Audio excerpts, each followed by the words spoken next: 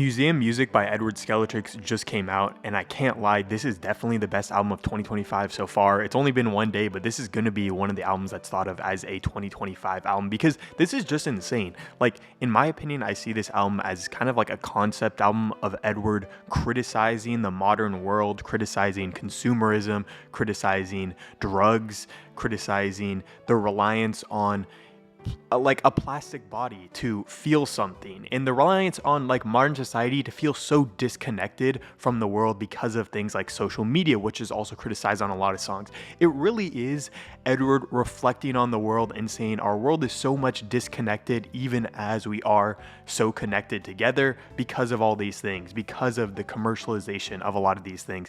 And he even calls out people that make art just for money. I think Edward just really is criticizing the entire world and criticizing the modern world that we live in through the lens of a museum. Each different song is like a song from a different artist. I think that's a really cool aspect because you have a lot of different criticisms of different things in society rather than just one perspective doing the same thing over everything. And I think that is really what makes this album so transcendental. Like, it's just gonna be a generational album because of how Edward attacks all these different problems from different directions and doesn't do it from just one straight perspective and make that the entire album. He has a bunch of different perspectives. I think that's just really good. He uses dark humor, these kind of fragmented narratives, and just aggressive tones, and he really, in my opinion, exposes the contradictions of a world that, seem to be so connected on the surface, but really is so disconnected because everyone's being fake to each other. Everyone cares about the social validation they get from posting stuff online. Everyone wants to be better, fitter, happier, stronger. They just want to look more beautiful, but you just are doing that for social media validation, for validation in person. It's like, bro, just be yourself. That's all that matters. And Edward's trying to show that that is all that matters. Mental health, you just need to focus on the future and focus on making your life better instead of the stuff that happened to you in the past. Just leave the generational trauma behind. I think that's what Edward has done himself. I mean, if you see on songs like SKELETRIX ISLVND, you can see the trauma and like the mental health stuff that has gone on with Edward. Edward had a really tough time with mental health. If you look back at some of his older interviews, you can see that he was really going through some tough times, especially as he came out of high school. And I think this album really shows that he's moved past that and he wants other people to kind of find the same help that he has. And I just think it shows how much of an amazing artist he is because he can move past all these struggles and be like, guys, this is what's wrong with our world. These are the things that we need to fix right now. And this is how I think we need to display that and push that to the entire world. We need to show the entire world that there are some things deeply wrong with it. There's these themes throughout the entire album, even on Congratulations, the first song, where you can't really see that much. There is kind of this juxtaposition of him saying type shit, and kind of saying like all the chaos, death, and destruction, and just be happy, you know. And there's this kind of like tension between the violence and the plea for happiness because that is what the world is. There are a lot of people that just want chaos and destruction and death, and there are a lot of people that just want it to all be fixed up. Like, we can't get, like, the other people aren't calling for violence and death and destruction, and it's like that's not what needs to happen. There needs to be some kind of bandage in between there, instead of people on one side being on one extreme and people on one side being on the exact other extreme. And there's also just kind of a communication breakdown where Edward says like, they don't listen to me, showing that a lot of people just don't care about these problems. And while they are listening to the lyrics in his songs, they're not really listening to the lyrics in his songs because they're not actually digging deep in and seeing what Edward's trying to actually preach about in his lyrics. And they're just kind of seeing it as like, oh, this is some fun music to listen to and I can just listen to it. And that is cool, but I'm saying there is some deeper themes and lyrics in his actual songs, and you just need to get into that and see that Edward really is preaching something here. In typical rap song 11, Edward really goes for this kind of performative, like over lusty driven character where he's all like slap her on the ass cheeks, and he really is going for this kind of over the top performance in this song because he really wants to make it all about the way our society has gone into this super lustful thing. And while Edward might be a lustful character himself, he's just trying to, you know, not be a part of the same lust that's driving everyone else in society. And he doesn't want to be someone else. He wants to be himself. And he just, I don't know, there's a lot of like materialism on this song as well. And he wants to say, he says, fuck the chains, I can be me. And it's just there's a lot of desire for like personal liberation, and he just wants to break past what everyone else wants him to be, and he just wants to be himself in society. Then this song Life's So Funny featuring OOO, while not only being just an amazing song with OOO coming in with kind of some amazing vocals that aren't really vocals, it just sounds like his voice is an instrument that goes along with the song. And then you have Edward coming in, and it's just honestly amazing. But I think this song is all about like disillusionment, because you have Edward saying life's so funny, it gotta be a joke, where it just seems like everyone is playing cruel tricks on him. And you have someone like OOO who's like, if it was you, which is really interesting because there are some like actual lyrics in OO's part where he's like saying, yeah, if it was you, like, you know, it's all about loving and longing for someone that doesn't want you back. And the fact is, like, Edward goes to take that and he is like, oh, this isn't just a specific thing to love and relationships. It's also something that can be applied to the entire world. Every time something bad happens to you, everyone's like, oh my God, life must be playing a joke on me. But it really isn't that. You just have to take all the bad things and the good things at the same time and take them and try to just move them forward. Because even if these things are happening to you, you just have to move in a way where you're not focusing on the bad things, you're just focusing on the things that, you know, might move you ahead in life. And that's what Edward really wants to have people focus on, even though there is this kind of disillusionment with life. And then on Blurry Picture, there is this amazing moment where Edward's kind of like screaming on Life's So Funny, and then it transitions into Blurry Picture and he's also screaming, which is really, really cool and kind of shows this thematic thing. And Edward really wants this album to be played perfectly in order, but this album is all about kind of these like trying to be someone else that you're not. It's all about bravado and aggression and like being this crazy drugged out character that a lot of people want rap stars to be, like Cardi and a lot of these other people, and like Ken Carson. They're all talking about drugs and guns and money and all this stuff, and it's like, you don't have to be that. You can be someone else. But Edward's kind of playing into that same character where he is talking about like materialism and aggression and shooting at other people and living on the streets and doing drugs. And yes, that is kind of part of it, but he's like trying to make a song that's similar to the songs that other people are making and showing it as like, this is what you want me to be, so I'll make exactly what you want me to be. I'll do it for you. And that's what Blurry Picture is. But at the same time, he's still giving it that Edward Skeletrix like swag, I guess, where it doesn't sound like any other artist's song of doing that. Like, while he is talking about the same things that other artists are talking about, he's not doing it in a way that makes it sound commercial and makes it sound like everyone else does. He's doing it in his own Edward Skeletrix way, which is really cool. And it's kind of just rebelling against this conformity to this sound that a lot of people want specific rap artists to be in and what they want them to do. But he's really going against that, which is just amazing in my opinion. And then we have Plastic Body, which honestly has to be one of my favorite songs on this entire album. It's crazy that a man can make a song this good, and OO just had some amazing production on this song as well. But this to me is one of the best songs in terms of like actually lyricism too, because it's all about, you know, these women who want to come to Edward and, you know, spend his money and whatnot, but also at the same time, they're wanting BBLs and they're wanting all these things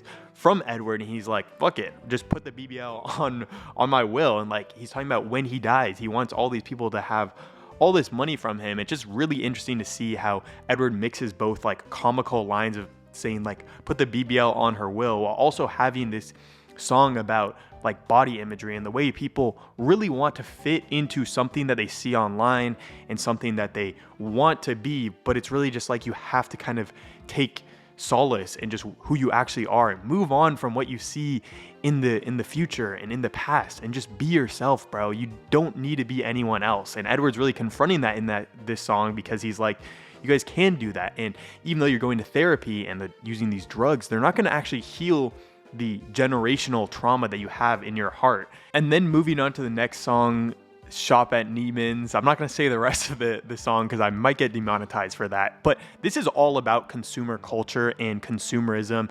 And it just shows that people still want to be locked in these like chains. A lot of people, especially in his communities, want to be locked in chains where they always want to spend all the money they have and they don't want to build generational wealth. And it seems like a lot of people in the communities that he's in are all like, they're all spending their money on these crazy chains or clothes or whatever, and they still want to be seen as this like high value person, even though they're trying to spend all their money to be seen as that. So it's like, instead of like, maybe considering like white people, he's like, oh, white people are investing in generational wealth, while black people, like the people named in the song, are not investing in generational wealth, and they're just trying to spend it on now and now and now. And it's like, that's not what should be happening. We all need to invest in not only the future, but you need to invest in yourself and not try to be someone else that you're not.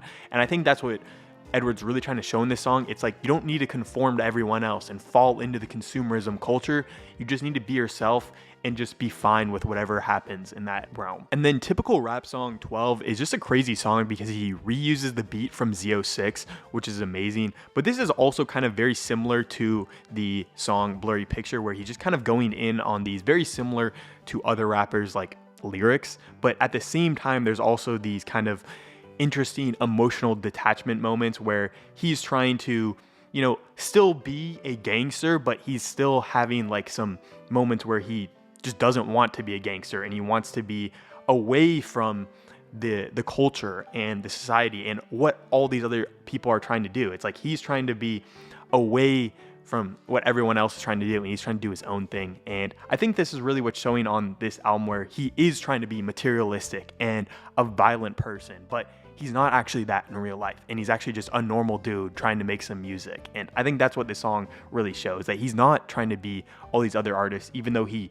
kind of needs to make these songs to fit in with everyone else, but he still wants to do it in his own way. Edward's 8th song off the album, God Made You a Monster, in my opinion, is the best song on the entire album. There's definitely 2 different amazing beat switches. The fact that this guy can go on 2 different beats in the same song, or 3 different beats in the same song, and still sound amazing on all 3 of them is great. There's also kind of this destruction of his vocals where he repeats the same lines, but they kind of become more distorted, and it kind of reflects in the same themes as the song, where it's like there's partying and hedonism at the beginning, but slowly he's becoming a monster because of all these things he's doing. And he's like, God didn't make you a monster, but you're becoming a monster because of the things you're actually doing. I think that really is this whole song in a nutshell, where everyone wants to be partly like the same as everyone else. They want to be a monster themselves, but it's like, you don't need to be a monster. You don't need to fall in the same habits that everyone else is doing, because you can just be yourself. And God didn't make you a monster. You're becoming a monster because of what you're actually doing. And a lot of these things that you are doing are hurting yourself. And it's like a tongue-in-cheek reference to the actual title of the song, because God didn't actually make you a monster. God just made you a person, and you became a monster because of what you've done in your actual life. And you do have self-control over what you're having to do. I think that is really the entire album, or this entire song, because it's not about becoming a monster. People aren't monsters themselves. They become one through the fact that they just go through bad choices, and they continue to make bad choices instead of just stepping back and looking at it all and being like, what's going to be best for me in the future? What's going to be best for me right now in the present, instead of what should I have done because of what happened in the past. You don't need to think and dwell on the past. You just need to think about the future and think about the present, because those are the only 2 things that matter. The past doesn't matter at all. And I think Edward's really making that in the song, where it's like, God didn't make you a monster. He birthed you, or whatever you want to call it. Like, he created humans, and he didn't set them out to be monsters. They became monsters on their own volition, and they became monsters without his goals, because, God, I would assume God isn't wanting to put people on earth to see them fight against each other and murder each other and do all these bad things to each other. No, he put them on earth to all be amazing and help each other. Like, that would be a perfect utopia world, but that's not what our world is, because humans are inherently selfish, and they're always going to do things to take stuff away from other people, and that's why they are monsters. So God made people selfish, so God made everyone monsters. But you're not made a monster at birth. You become a monster through being selfish. The next song is Dealer Injects His.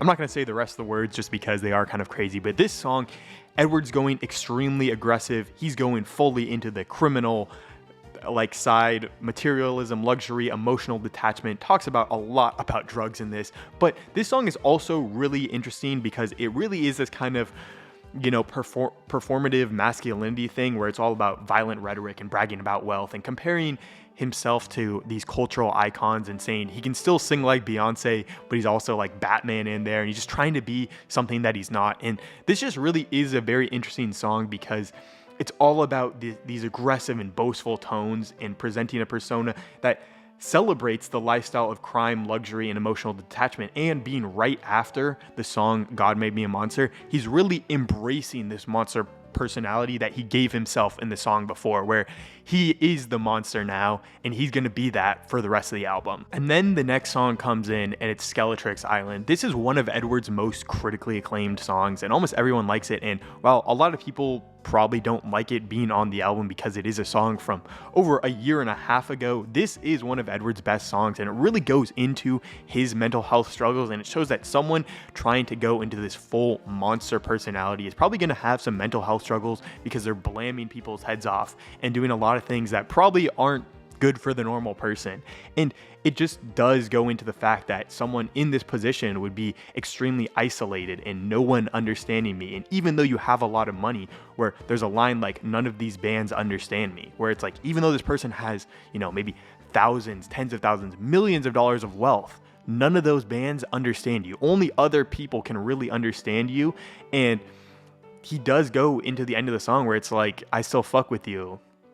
And I think that's the whole point, where it's like you might have these fragile connections with people that where it's like, oh, these are someone that's kind of your friend. But Edward went with the people that he thought were his friends, and he went down into this terrible life that made him a monster, and he just wants to connect with the people that were really making him a better person. So I think that's what Skeletrix Island means in the reference of this part of the album. The next song is Drug Story, which is really all about drug culture, and it shows that Edward not only becomes a monster, but he also just is dealing stuff to junkies. And there's a lot of accusations of being a junkie, and just there's these weird like confrontational themes of like, murder, like going deranged and having all these drugs, and just really interesting because Edward has fully confronted, even though he doesn't have these interpersonal connections with the people he wants them to have it with, he's too far gone at this point, and he just, even though he can't buy anyone's heart, he's spending all this money on people trying to have some real interpersonal connections, and he can't do that because he's too far gone at this point. And I think there is kind of these deeper, more painful backstories of his friends dying in front of him and people betraying him, and a lot of people, that used to have good relationships with him turning violent. And he's realizing that this world that he's living in now as a monster is turning against him, and he wants to break out of that. And then we go to the song Killing Over Likes, which is very much all about social media obsession, and the fact that people, especially like King Von and a lot of that group, they all would post like, oh, you just got killed, we're smoking on whatever pack. And it's like, bro, you're just killing people to get some likes on Instagram. That is insane. And the fact that people are like, he's saying in the song, he's like, these people are broke as fuck with likes. Like, all they care about is spending their money in this consumer culture, and all they care about is a like on social media, or they're homeless with some likes. It's the fact that all these people, all they care about is the likes and the validation from other people, when it's like, you don't need to be validated by other people. All you need to do is just do whatever you want, and you're literally killing people to get some likes on social media and to get a dunk on someone else. And it's like, we don't need to have this extremely negative society where everything is becoming negative and you all want to put up the best possible life you have on social media to show to other people that you look cool and you're sick and everyone likes you. But it really doesn't matter. Your life on social media doesn't matter, and all that matters is your actual interpersonal relationships and what you're doing in person. And I think that's what Edward's trying to say with this song. It's like, even though you're doing all these things, you have all these likes and whatnot, your life is empty. Like, no one cares about you, no one likes you, they just care about you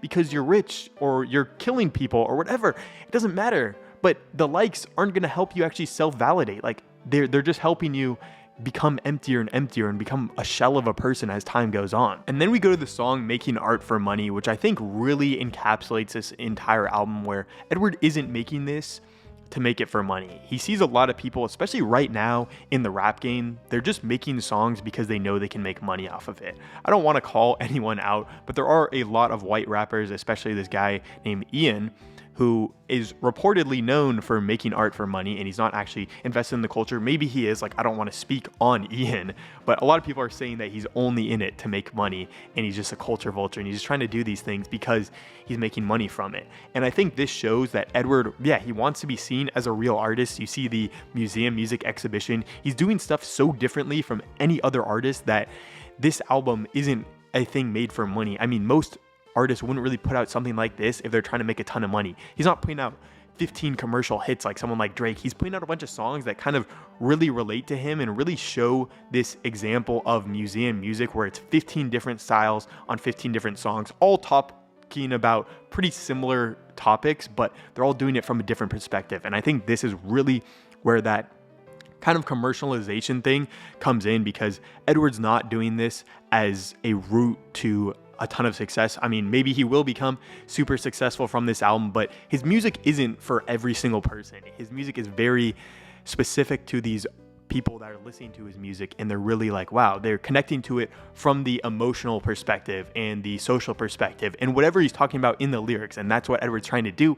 He's not trying to make like money from the art. Like, yes, he of course is trying to make money from the art, but I'm saying he's not making the art for money. He's making it because it's an expression of himself. And the fact that he can make money from that is amazing, because it'll fund other art and fund other things he can do, which I think is just great about this song. It just shows the fact that these labels try and squeeze everything they can out of these artists. And, you know, maybe that is happening to Edward, maybe it isn't, but clearly the label is allowing him to just express himself on any of these songs however he wants to, because that's exactly what he's doing on this song. And then you have the song Only Fan, which is all about, of course, social media and identity, and also retail therapy, the consumerism where all these people are just spending money to fill this empty hole inside of them. And he's saying, like, the song itself was called Retail Therapy as a snippet, and I think it's a mix of OnlyFan is the thing where people are getting their money from, and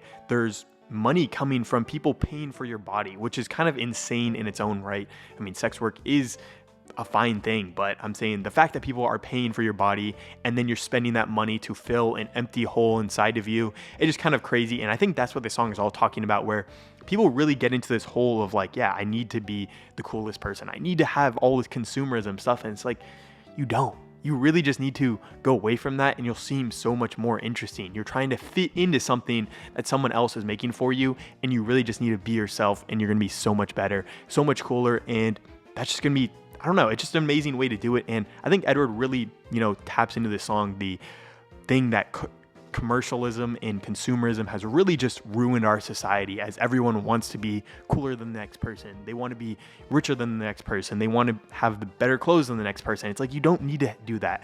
You just need to fill your actual own empty soul itself and just fill that up, because that's all that matters. And the last song is Yo Bro Will Kill You for a Band. And of course, this song, I mean, your bro will kill you for a band.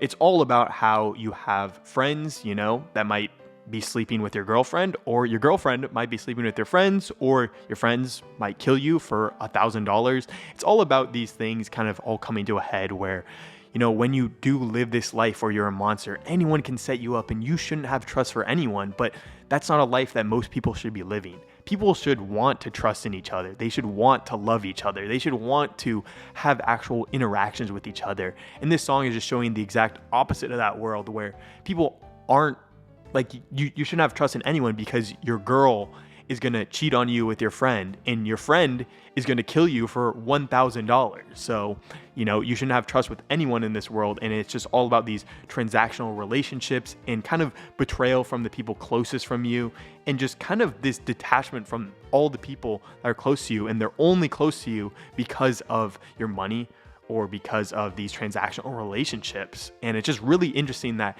Edward really shows it on the end of the album, where all relationships are transactional, but if you can't trust the people around you, they're going to stab you in the back the first chance they can. But anyway, I think Museum Music is one of the greatest albums of 2025. It's going to be seen as one of the greatest albums because there's just a lot of unique sounds on this album, while also some really deep lyrics on here. I mean, I don't really see Edward as a deep lyrical artist that much, but there are kind of some deeper themes in a lot of these lyrics, and I think Edward really killed it on this one. It really shows, like, these different perspectives all covering the same same topic, and it really hits with that topic of museum music, as there are like 15 different types of songs in this one album. So I don't know, it's a really great album, and I definitely suggest you should go listen to it right now. I'm gonna give it a 9 out of 10.